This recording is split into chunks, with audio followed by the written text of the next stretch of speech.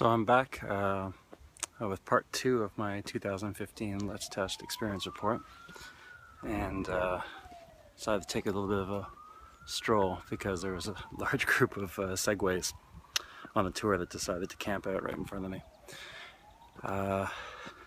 So continuing on, as I mentioned, this was definitely the year of the workshop for me. I'm not going to go through everything that I went through, but I wouldn't mind highlighting some of the parts that were most special to me. At the end of the first day, we went for an interesting workshop run by Ilari, where it was effectively a little walk through the park, and I guess it was just a stroll through the park and chatting about testing, but I have to admit that was one of the most enjoyable experiences I had in a long time. I thoughtfully drifted between conversation to conversation, and had an opportunity to have some really interesting discussions with quite a few people I had not met before. And it was an exceptionally enjoyable experience. I'm starting to realize that I need to start introducing going for walks with my coworkers more often.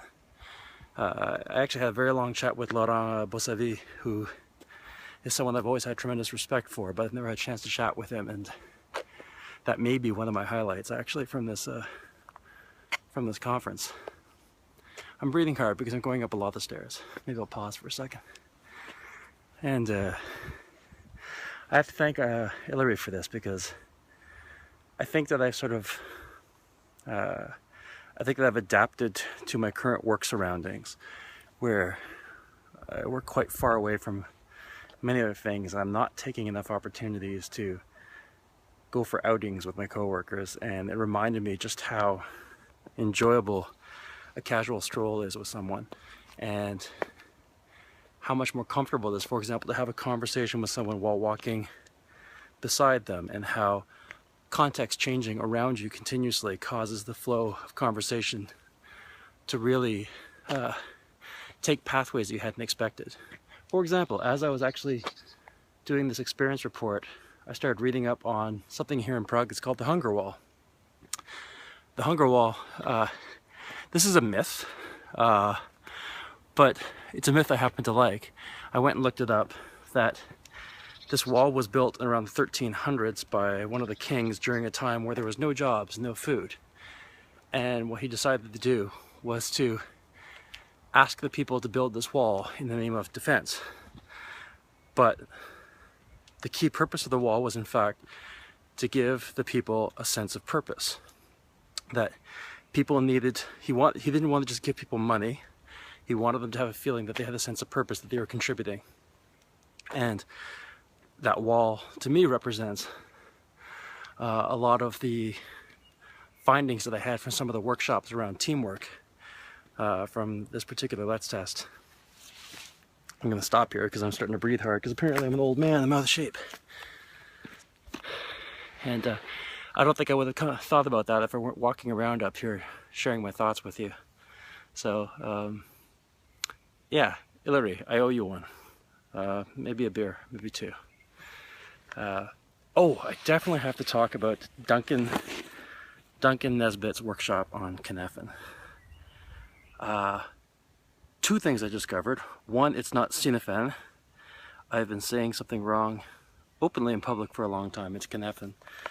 But I believe Richard Bradshaw has shared a lot of the reading material and the videos that we watched in the workshop. So if you go looking up Duncan Nesbitt and Cynefin and Let's Test, you'll have an opportunity to watch some of these. But this is more, I more want to talk about this particular workshop. Duncan, if you're listening, it was masterful. This was the last workshop of a day, which included already another short workshop and a full day workshop. When we sat down as a group, we were rather comfortable enough to tell one another that none of us wanted to be there. None of us had any energy left to perform anything in this workshop, and we all just kind of wished that we could sneak out and hopefully not have anyone know this. And instead, and I spoke to some other people where they were in the same boat at the start of that workshop. Instead, what I saw was a workshop that had everybody incredibly engaged, everybody running around, laughing, excited. Um, he managed to touch on so many different things. The way that the workshop started out, we were all sharing personal, well, first of all, we got a shared understanding of what it was we were trying to do in that workshop.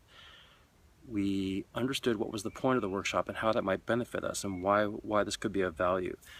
We then shared some very personal components of what is of interest to us, and brought these out in a very interesting new model to start a discussion. So these were all aspects of what we do in a workplace and what sort of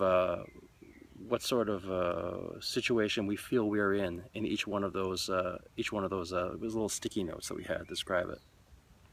Then in our small groups, we went through an exercise of actually discussing each of these problems that was brought forward and providing some insight as to how we can help move ourselves from the situation that we're in into a better situation, or a situation we'd rather be in a very well-controlled conversation that flowed really naturally. And then Duncan did something very interesting, that he started having individuals switch from one group to the next, and they would take their favorite sticky note discussion and bring it with them to the next group.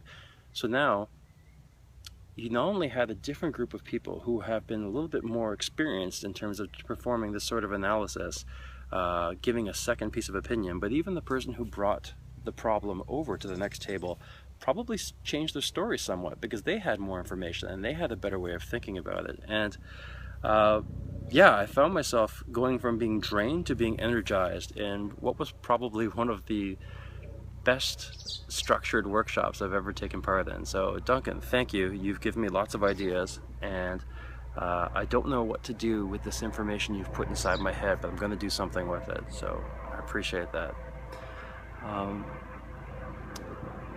But overall, I think I want to finish off with this message that if you haven't made it out to a Let's test, absolutely it's something you want to try, because I'm now curious to see what it is that they're going to do next year, because they certainly do seem to be iterating and trying ideas out and trying to change things up and seeing how they can make it better or different every year.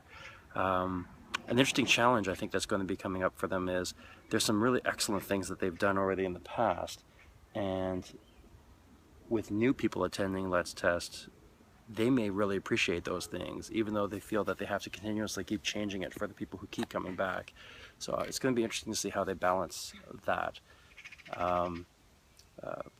It's quite possible that they can actually start leveraging a lot of the learnings they get from running Let's Tests in other parts of the world, including, for those of you who don't know, there'll be one in South Africa sometime in the late fall. And that one, based on the experiences I've had with Let's Test in Australia and Sweden, is going to be spectacular and something I really encourage everyone to check out. And I think that's it for me, because it's Prague, and if there's one thing to do in Prague, it's to eat lots of food and get fat, and that's what I'm going to go off and do now. So I hope to see you all soon at an upcoming conference, and if not, you can always find me on Twitter. I'd love to share some experiences with some people as to what they've come across in other conferences and what they've how they've applied some of these experiences back with their teams. And well, cheers.